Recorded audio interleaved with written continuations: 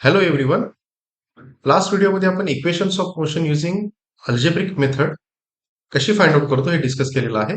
या व्हिडिओमध्ये आपण तीच सेम इक्वेशन ग्राफिकली किंवा ग्राफिकल मेथड यूज करून कशी फाइंड आउट करू शकतो हे डिस्कस करायचं आहे.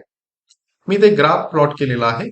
तर ह्या ग्राफमध्ये आपण कोणकोणत्या टर्म कन्सिडर केलेले आहेत? यू म्हणजे त्या बॉडीची किंवा ऑब्जेक्टची initial velocity, V final velocity, T is the time interval. Velocity U पासून व्हेलॉसिटी व्ही एवढा चेंज व्हायला लागणारा टाइम टी, आणि अजून एक टर्म म्हणजे ऍक्सिलरेशन. ही जी काही लाईन आहे, ही लाईन काय इंडिकेट करते? This line has a positive slope. तर ही लाईन इंडिकेट काय करते की इथं व्हेलॉसिटी काय होत चालली आहे, बॉडीची किंवा त्या ऑब्जेक्टची व्हेलॉसिटी वाढत चाललेली आहे. आता प्रश्न हा की इथं ही जी लाईन आहे, ही लाईन मी ह्याच पॉइंट पासून का घेतलेली आहे? ही लाईन मी ह्या ओरिजिन मधून का पास नाही केली? सी, मेनली आपला पर्पज का आहे की आपल्याला इक्वेशन्स डिराईव्ह करायचे आहेत, इक्वेशन्स ऑफ मोशन डिराईव्ह करायचे आहेत. इक्वेशन्स ऑफ मोशन मध्ये कोणकोणत्या मेजर टर्म आहेत? एक initial velocity U, final velocity V, acceleration A आणि टाइम टी, आणि त्याच्यानंतर आहे म्हणजे डिस्टन्स ट्रॅव्हल्ड एस. बरोबर. जर मला चं उत्तर जर मी काय घेतलं, 0 घेतलं, म्हणजे मी ही लाईन इथून पास न होता ओरिजिन मधून पास होते जर असं कन्सिडर केलं, तर विचार करा की चं उत्तर 0 आहे. चं उत्तर जर 0 असेल तर आपण ती इक्वेशन डिराईव्ह करत असताना तिथे चं टर्मच नसेल, कारण आपण कन्सिडरच काय केलं, 0 केला. त्यामुळं 0 कन्सिडर न करता आपण काहीतरी एक सर्टन डिस्टन्स घेतलेला आहे, आणि त्या डिस्टन्स पासून आपण काय केलेलं आहे, यू स्टार्ट होतो किंवा तिथं ही इनिशियल व्हेलॉसिटी आहे असं कन्सिडर केलेलं आहे. दिस इज फर्स्ट थिंग, ही पहिली गोष्ट. दुसरी गोष्ट, ही जी लाईन आहे, ही लाईन, ह्या लाईनचा स्लोप म्हटला तर तो स्लोप काय आहे, पॉझिटिव्ह आहे. बरोबर. मग प्रश्न हा राहतो की ही लाईन मी अशीच का काढली? अशी लाईन इन्क्लाइंड अपवर्ड का काढली?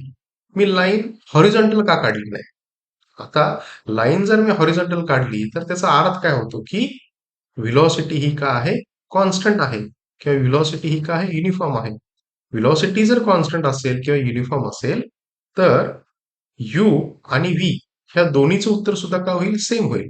यू आणि व्ही जर सेम असेल तर पुन्हा आपण इक्वेशन्स मध्ये यू सेपरेट आणि व्ही सेपरेट हे वेगळं फाइंड आउट करू शकत नाही.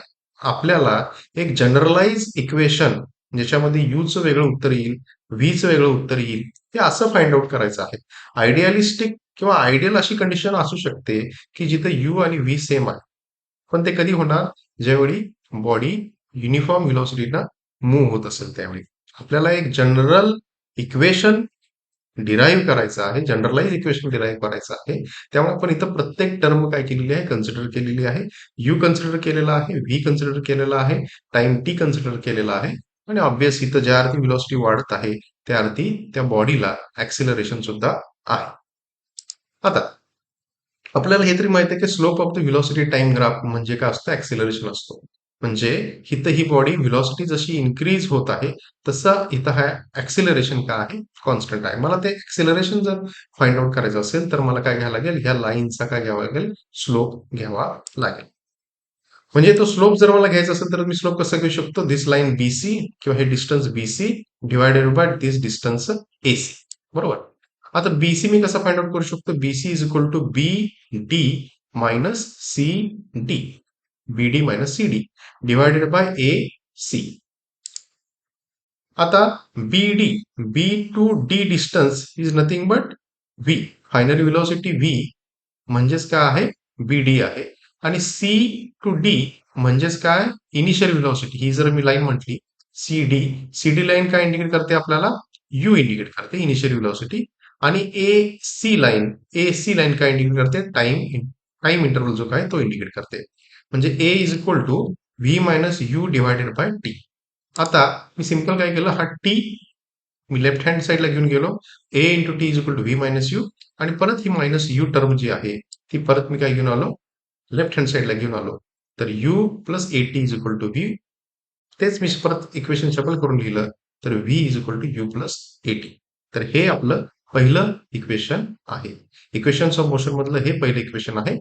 राहिलेली दोन इक्वेशन आपण नेक्स्ट व्हिडिओमध्ये डिस्कस करू. Thank you.